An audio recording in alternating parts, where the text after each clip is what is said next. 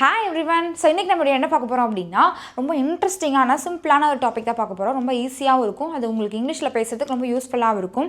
என்ன அப்படின்னா, இப்போது நைட் டைமில் நம்ம தூங்கும்போது மொபைல் பார்த்துட்ருப்போம். அம்மா சொல்லுவாங்க, நான் டைம் ஆகிடுச்சு போய் தூங்கு அப்படின்னு சொல்லுவாங்க. நம்ம சொல்லுவோம், இல்லைம்மா இன்னும் கொஞ்சம் நேரம் ஃபோன் பார்த்துக்கிறேன் அப்படின்னு சொல்லுவோம். அப்போ அம்மா சொல்லுவாங்க, டைம் ஆகிடுச்சு போய் தூங்கு அப்படின்னு சொல்லி திரும்ப கொஞ்சம் நேரம் கழிச்சு சொல்லுவாங்க. திரும்ப கொஞ்சம் நேரம் கழிச்சும் வந்து நம்ம மொபைலே பார்த்துட்ருப்போம். அப்போ அம்மா சொல்லுவாங்க, டைம் ஆகிடுச்சின்னு சொல்கிறேன்ல அப்படின்னு சொல்லும்போது நம்ம சொல்லுவோம், இப்போ என்ன உனக்கு, நான் தூங்கணுமா அப்படின்னு சொல்லி நம்ம கேட்போம் இல்லையா? ஸோ அதே சமயம் சில நேரம் நம்ம அதிகமாக பேசும்போது சொல்லுவோம், நான் அதை செய்யணுமா, நான் அதை பண்ணணுமா, உனக்கு என்ன, நான் அதை வாங்கிட்டு வரணுமா அப்படின்னு சொல்லி நம்ம கேட்போம் இல்லையா? ஸோ உனக்கு நான் தான் சமைக்கணுமா அப்படின்னு சொல்லி நம்ம கேட்போம் இல்லையா? இந்த மாதிரி விஷயங்கள்லாம் எப்படி இங்கிலீஷில் சொல்கிறது அப்படின்னா இன்றைக்கி நம்ம வீடியோவில் பார்க்க போகிறோம். ஓகே, ஸோ இதை வந்து நம்ம கேள்வியாக கேட்போம், செய்யணுமா பண்ணணுமா அப்படின்னு சொல்லி. இது வந்து ஒரு வில்லிங்னஸ் வந்து சொல்கிறோம், நான் பண்ணணுமா அப்படின்னு சொல்லிட்டு. இப்போ ஒரு குழந்தைய இருக்குன்னு வச்சுக்கோ, நீ ஊட்டினா தான் நான் சாப்பிடுவேன் அப்படிங்கும். அப்போ நம்ம சொல்லுவோம், ஓ உனக்கு நான் ஊட்டணுமா அப்படின்னு சொல்லி நம்ம கேட்போம் இல்லையா? ஸோ இந்த மாதிரி அந்த வில்லிங்னஸ். ஸோ அதே சமயம் ஆசைகள், நான் அதை செஞ்சு தரணுமா அப்படின்னு சொல்லி அந்த ஆசை, இந்த மாதிரியான சுச்சுவேஷனில் நம்ம இதை வந்து யூஸ் பண்ணுவோம். ஓகே, இதுக்கான ஸ்ட்ரக்சர் என்ன அப்படின்னா, எடுத்த உடனே டூ யூஸ் பண்ணுவோம். சரியா? இந்த டூ எங்கே யூஸ் பண்ணுவோம் அப்படின்னா, ஐ வி யூ தே வந்தால் தான் நம்ம டூ யூஸ் பண்ணுவோம். ஹீ ஷீ இட்டுக்கு நம்ம வேறு யூஸ் பண்ணுவோம். சரியா? ஹீ ஷீ இட் வந்தால் நம்ம வந்து டஸ் யூஸ் பண்ணுவோம். ஓகே, இப்போது இதுக்கான ஸ்ட்ரக்சரில் எடுத்தோடனே டூ யூஸ் பண்ணும். அடுத்ததாக எஸ்பின்னு போட்டிருக்கேன். எஸ்பி அப்படின்னா என்னென்னா சப்ஜெக்டிவ் ப்ரொனவுன். அதில் சப்ஜெக்டிவ் ப்ரொனவுன் இதெல்லாம் தான் subjective pronoun. I we you they he she it singular name வரணும். ஸோ இதெல்லாம் தான் சப்ஜெக்டிவ் ப்ரொனவுன். அடுத்ததாக வாண்ட் யூஸ் பண்ணணும். அடுத்ததாக வந்து என்னென்னா ஆப்ஜெக்டிவ் ப்ரொனவுன் வரணும். இதெல்லாம் தான் objective pronoun. Okay, me, us, you, them, him, her, it இதெல்லாம் தான் ஆப்ஜெக்டிவ் ப்ரொனவுன். அடுத்து தான் டூ யூஸ் பண்ணோம், verb ஃபர்ஸ்ட் ஃபார்ம் யூஸ் பண்ணணும். ஓகே, இந்த to plus verb first form இருக்குது இல்லையா?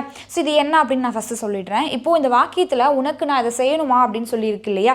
இதில் ஆக்ஷன் என்ன, செய்யணுமா அப்படின்னு இருக்குது. அதில் அந்த செய்ய, தூங்க, போக, வர, நிற்க, சமைக்க, குறைக்க, பாட அப்படின்னு இருக்கு இல்லையா? ஸோ அந்த சப்ஜெக்டை அந்த வேர்ப் ஃபார்மை வந்து எப்படி நம்ம சொல்லணும் அப்படின்னா, to plus verb first form சேர்த்து சொல்லணும். டூ ப்ளஸ் V1 சேர்த்து நம்ம வந்து அந்த இடத்துல நம்ம யூஸ் பண்ணணும். அப்போ இந்த டூ கூட வர அப்படின்றதுக்கு நம்ம என்ன சேர்க்கணும் அப்படின்னா கம், டு கம். செய்ய அப்படின்னா டு டூ. போக அப்படின்னா டு கோ. சாப்பிட அப்படின்னா டு ஈட். தூங்க அப்படின்னா டு ஸ்லீப். எழுத அப்படின்னா டு ரைட். அழைக்க அப்படின்னா டு கால். ஸோ இந்த டூ ப்ளஸ் V1 இருக்கு இல்லையா? ஸோ அந்த இடத்துல நம்ம இந்த மாதிரியான ஃபார்மேட் தான் வரணும். To come, to do. வரணுமா அப்படின்னு கேட்டால் டு கம். செய்யணுமா அப்படின்னு கேட்கும்போது டு டூ அப்படின்னு இந்த மாதிரியான இந்த வேர்டை தான் நம்ம, இந்த ஃபார்மை தான் நம்ம இங்கே யூஸ் பண்ண போகிறோம். ஆனால் இங்கே டூ ப்ளஸ் இந்த வேர்ப் ஃபர்ஸ்ட் ஃபார்ம் தான் யூஸ் பண்ணணும். இங்கே எல்லாமே நான் வேர்ப் ஃபர்ஸ்ட் ஃபார்ம் தான் யூஸ் பண்ணியிருக்கேன் பாருங்கள். டூ கூட வந்துட்டு இந்த வேர்ப் ப்ளஸ் ஐஎன்ஜி சேர்த்து எழுதுறதோ, இல்லை வேர்ப் செகண்ட் ஃபார்ம் யூஸ் பண்ணுறதோ, இல்லை வேர்ப் தேர்ட் ஃபார்ம் யூஸ் பண்ணுறதோ அதெல்லாம் பண்ணக்கூடாது. இந்த டூக்கு பக்கத்தில் வந்து வேர்ப் ஃபர்ஸ்ட் ஃபார்ம் தான் வரணும். சரியா? ஸோ அதை தான் இந்த இடத்துல நான் வந்து யூஸ் பண்ணியிருக்கேன். 2 + V1 யூஸ் பண்ணியிருக்கேன். ஓகேவா?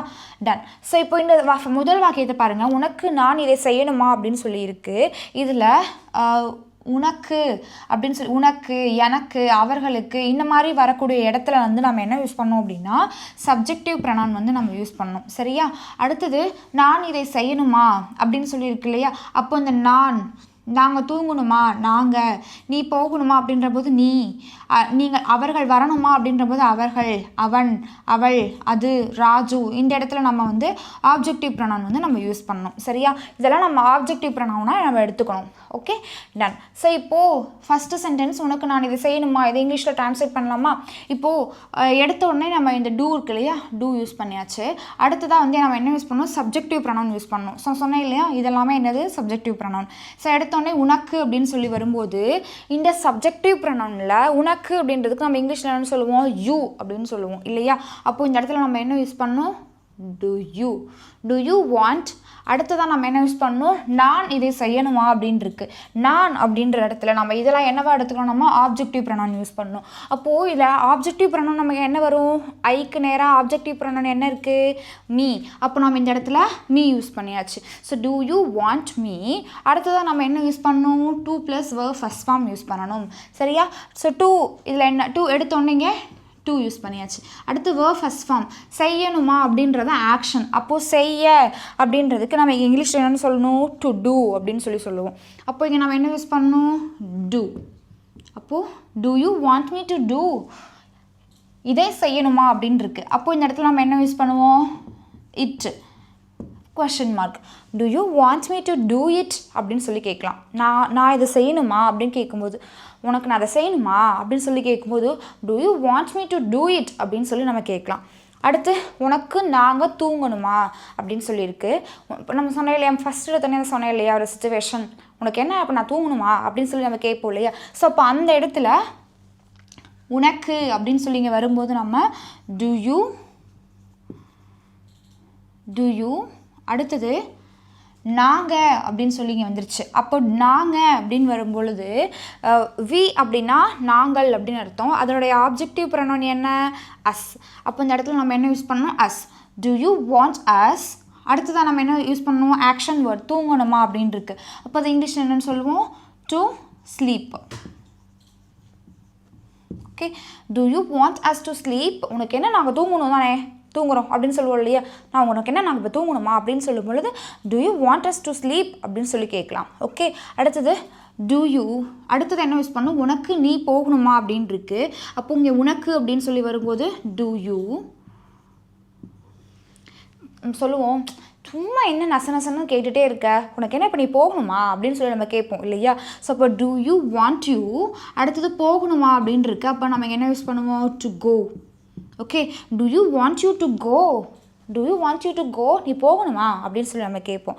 அடுத்தது அவர்கள் வரணுமா அப்படின்னு இருக்கு. உனக்கு அவர்கள் வரணுமா அப்படின்னு சொல்லி நம்ம சொல்லும் பொழுது இந்த இடத்துல do you want them அவர்கள் அப்படின்னு சொல்லி இங்கே வந்திருக்கு. அப்போ ஆப்ஜெக்டிவ் ப்ரொனவுன் தேக்கு இங்கே நம்ம என்ன யூஸ் பண்ணணும்? them யூஸ் பண்ணணும். அப்போ இங்கே them யூஸ் பண்ணியாச்சு. வரணுமா அப்படின்ற இடத்துல to come. Okay, do you want them to come உனக்கு அவர்கள் வரணுமா? do you want them to come அப்படின்னு சொல்லி கேட்கலாம். அடுத்து உனக்கு என்ன அவன் நிற்கணுமா, இப்போ அவன் எந்திரிச்சு நிற்கணும் அப்படின்னு சொல்லி நம்ம சொல்லுவோம் இல்லையா. ஸோ அப்போ அந்த இடத்துல வந்து உனக்கு அப்படின்னு வரும்போது நம்ம இங்கே யூ யூஸ் பண்ணியாச்சு.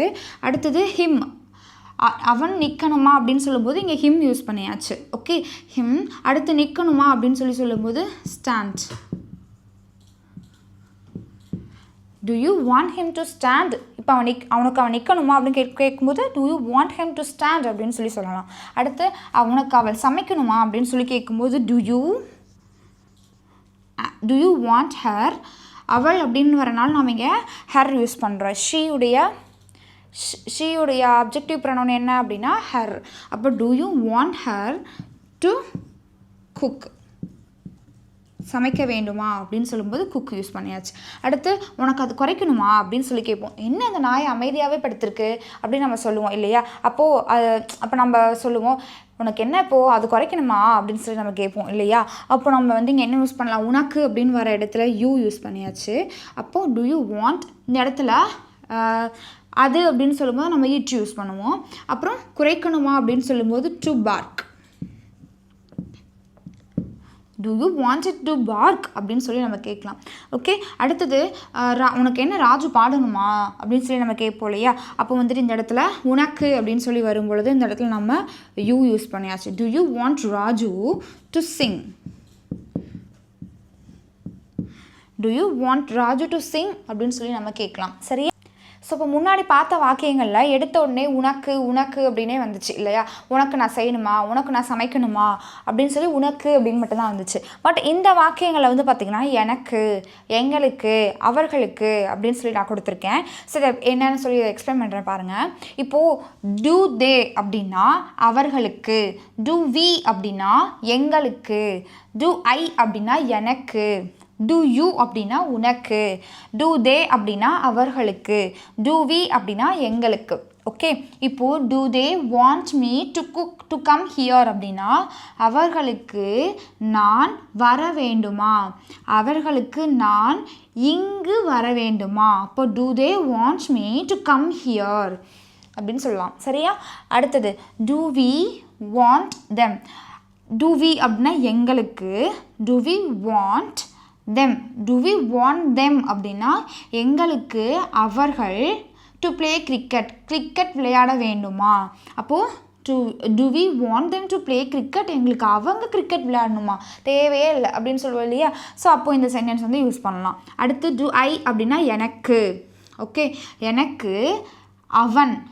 do I want him to call me? எனக்கு அவன் என்னை கால் பண்ணுமா அப்படின்னு சொல்லுவோம் இல்லையா.